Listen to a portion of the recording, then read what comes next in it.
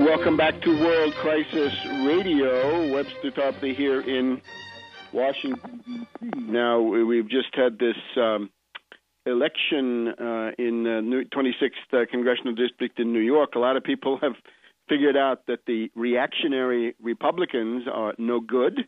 That's good, but unfortunately now, looking back to the Democrats and the interviews you heard that evening, Harry Reid is not prepared to say that there will not be cuts in Medicare, and indeed it's more than likely. We'll continue our discussion of the euro in just a minute, but if we look at what's been going on here, I guess part of the news on this front is the book by Jerome Corsi, which has caused a bit of a stir. He's got some stuff in there about the falsification of the Kenyan birth certificate. He's found that the Kenyan birth certificate was criminally removed, something regarding Obama, and that points out that in Hawaii, Governor Abercrombie had said 6 weeks before Obama released the birth certificate that the birth certificate was not there, but then it mysteriously reappeared.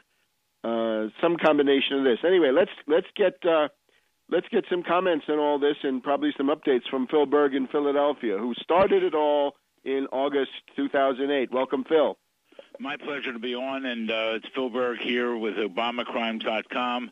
Thank you for reminding everyone that we were the first. We filed our first lawsuit August 21st, 2008, 2 months after Obama put that phony certification of live birth up on his website, and the weekend before the Democratic National Convention in Denver, where he was nominated. And our lawsuit was against Obama and against the Democratic National Committee, hoping that Howard Dean would call Obama in and say, listen, are you natural born? If you are, prove it. If not, you're not getting nominated no matter what you plan for next week. Obviously, we found out that Howard Dean didn't do anything until a month later. They filed a joint response. That was the Democratic National Committee and Obama challenging, with a motion to dismiss our complaint. So therefore, there was collusion with the Democratic National Committee. And I still think we're going to find the answer here. And when all is said and done, I really hope that our country takes on Howard Dean, Obama, whose real name is Barry Soetoro. We'll go that in a minute. Michelle Obama, other officials of his senior campaign staff, senior members of his administration, and they should all be subjected to the criminal justice system in our country. Those tried and convicted should go to jail. Obama should go to jail and be deported.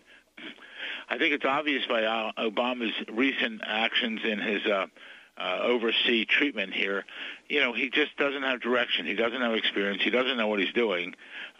We are the umbrella for all of you out there who question Obama about anything, whether it's Obamacare, whether it's the war, whether it's the guns. Things are being said that they might sign some treaty which could reverse a treaty with the United Nations and other people, which could bring detrimental effect here in this country as far as guns. There's so many issues with Obama. I think he made himself look like a fool over at with the Queen Elizabeth. He started doing a toast, and their national anthem was being played, and he kept talking, and he should have closed his mouth. Also, I don't know if anyone's raised the issue, but I saw the toast that he gave to the Queen and the Queen gave to him. And both times when he had his glass in the air at the end of the toast, he put it down. He didn't even take a sip. I think that's violating some kind of rule. If he didn't want wine in there or champagne or whatever they had, I'm sure he could have ginger ale in there if he told them ahead of time, and he should have taken a drink. But it's just an example that he really can't handle. He doesn't know what he's doing. He's got no foreign policy. We're in real trouble in this country. But more than that, we're in real trouble because this is a constitutional crisis. Jerome Corsi brings up various things. I think it's interesting what you said about the Abercrombie with the birth certificate in Hawaii. The real issue is there's no birth certificate in Hawaii. Obama was not born there. The document that they put out now a couple weeks ago, it's from the White House, the mainstream media should be ashamed of themselves for not investigating it. There's more holes in that document than Swiss cheese. I mean, there's layers of the document. They still talk about the father's race being African. African was not a race. It's never been a race. In 1961, the race would have been black or Negro or colored. It wouldn't have been African. There's no birth, there's no weight of the baby on there, length of the baby, so it's really not a long-form vault birth certificate. Also, the other thing is the number on the document is out of sequence with other birth certificates that we have from legitimate birth certificates from Hawaii, the numbering with the date of the birth of the other people. Also, the number on the document does not match the number on that certification of live birth, which they've been calling a birth certificate for the last 2.5 years. There's just so many factors here. Also, the doctor's signature, he just attests to the document. He doesn't say he delivered the baby. I just can't believe the audacity of the White House putting out that document. And we're going to do further on there. I'm not sure how much course he goes into that, but the fact is that Obama is a phony. He's an imposter. It's the biggest hoax against the United States of America. Now, we haven't heard from Trump lately. I've been jammed in trial, but I'm going to try to get back to him. Prior to this time, was supplying stuff to his attorney. And hopefully Trump will take a stand because people listen to him, not people. The media listens to him, and he brought the thing to the forefront, and he's the reason that they really forged this document to say it's a birth certificate. It's not a legit birth certificate. And, if any of your listeners out there did this and took it to an employer or took it someplace, to get into college or a job or something like that, and they found out it was a phony, they'd be in jail. And Obama just joking about it, and the media doesn't do anything about it. It's really absurd. Remember what happened with Obama. What did he do on the first day in office? He sealed his documents. And then, I will not be happy until we see all the documents, the birth certificate from the vault, actually whatever they have in Hawaii. Which the original. We want to see the original, not any kind of copy.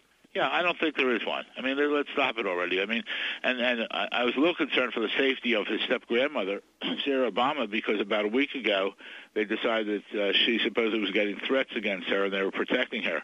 This could be Obama's way of eliminating her because she has firsthand knowledge. She states, and we have it correct on our website, obamacrimes.com, her statement in Swahili was translated by two ministers. What has happened is, as many other things, people take that tape and they alter it. We have the original tape that was made, and she definitely states that she was in the hospital when he was born there in Mombasa, Kenya, August 4th, 1961. And the documents have been altered. But we have the original where she says that there's a minister by her side in Mombasa, and there's also a minister here in Pennsylvania taking the call from the other side. After she says that, yes, some relatives, no, he was born in Hawaii. They're trying to cover for Obama.